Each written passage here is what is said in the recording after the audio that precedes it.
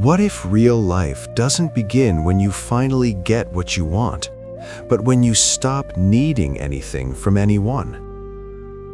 Most of us grow up believing we'll feel complete once someone understands us, once someone stays, once someone loves us the way we want to be loved. So we wait, we hope, we adjust ourselves quietly just to keep that connection. But here's what almost no one says out loud. The more you need someone to be okay, the further you drift from peace. And there is a kind of exhaustion that doesn't come from work. It comes from emotional dependence. From checking your phone and feeling empty when there's no message. From overthinking someone's tone, their silence, their distance. From tying your inner state to how someone else shows up today. And when they don't, you feel hurt, anxious, rejected. Not always because they did something wrong, but because your peace was resting in their hands. This is where so much suffering begins, not in loneliness, but in attachment. In modern life, dependence is often disguised as love.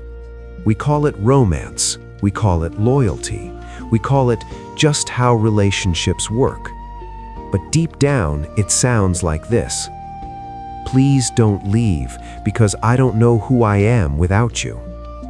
Please respond because I can't settle until you do. Please stay the same because change scares me.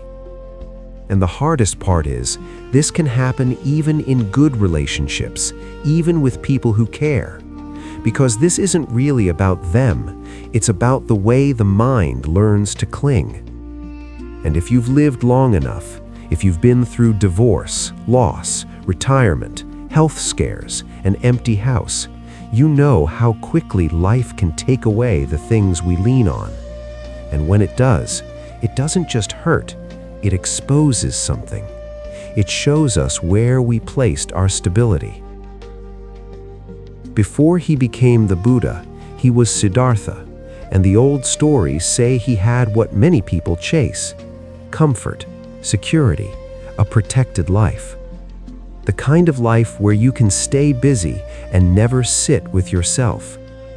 But something inside him didn't feel settled, not because he was ungrateful, not because he was broken, but because he started noticing what we all eventually notice. Nothing stays. Youth doesn't stay. Health doesn't stay. Praise doesn't stay. Relationships don't stay the same forever.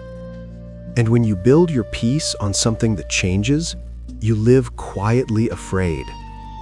So Siddhartha did something most people never do. He stopped running. He stepped away from the noise, and he chose silence. Not to punish himself, but to finally see clearly. In Eastern wisdom, especially in Buddhism, there is a quiet understanding. Love is not the problem. Connection is not the problem. The problem is clinging. Clinging to people, to validation, to the idea that someone else must fill the space inside you. Because when you cling, relationships become lifelines, and the moment that lifeline shakes, your inner world collapses. That's why one small shift can change everything. You don't stop loving, you stop gripping. You stop demanding that another human being carry what only you can carry. Because the truth is, people can walk beside you, they can support you, they can love you, but they cannot be the source of your stability, no matter how much they try. The moment you stop needing someone to complete you, something subtle but powerful happens. You start listening to yourself. You notice how often your mind says, I need this person to reply. I need them to care. I need them to stay. I need them to choose me today again. And instead of following that thought, you pause. You simply notice it. And that moment right there is the beginning of freedom, Because you are not the thought that says, "I need." You are the one who hears it. This is one of the clearest insights in Buddhism. You are not your desires, not your fears, not your attachments. You are the awareness behind them. And awareness creates space. Space to breathe, space to choose, space to respond instead of react. Here's something you can try today. No pressure, no spiritual performance. The next time you feel emotionally pulled towards someone, waiting, hoping, depending, ask yourself gently, is this need bringing me peace right now? Don't judge the answer, just notice. If the answer is no, allow the feeling to be there without acting on it. You don't have to fix it, you don't have to suppress it. Just sit with yourself for a moment without reaching outward.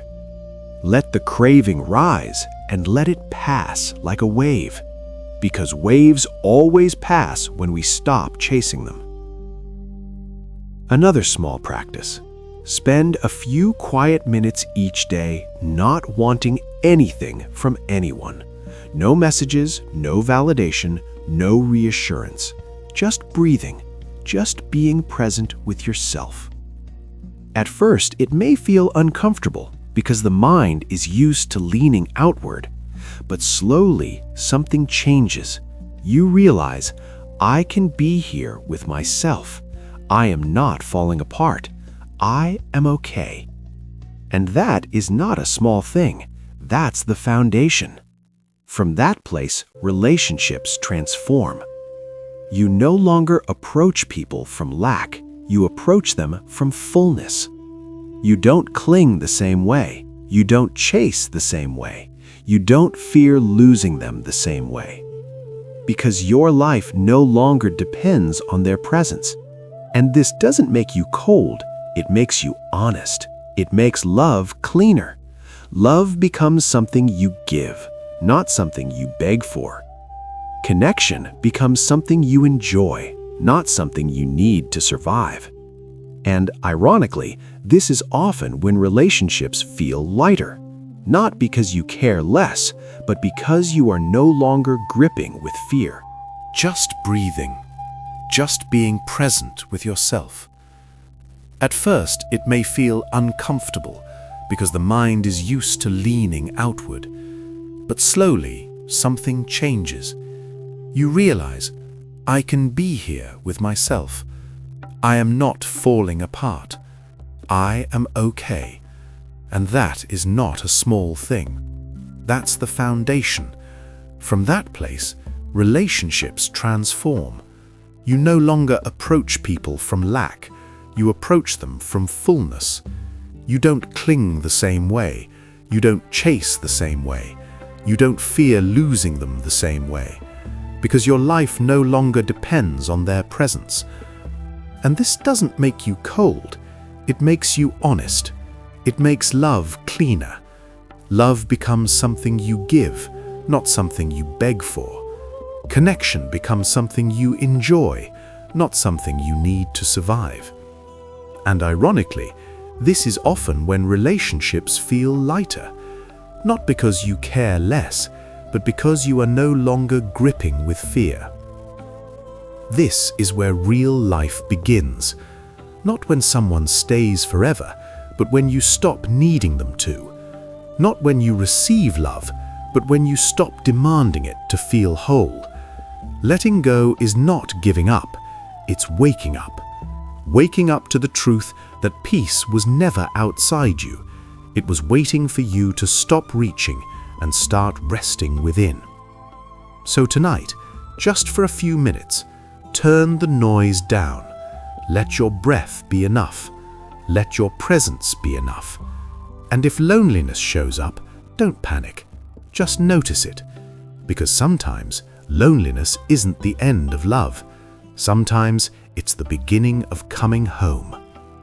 Long inhale, slow exhale, and we'll stop here, not with a promise that life won't hurt, but with the possibility that you can stop handing your peace away.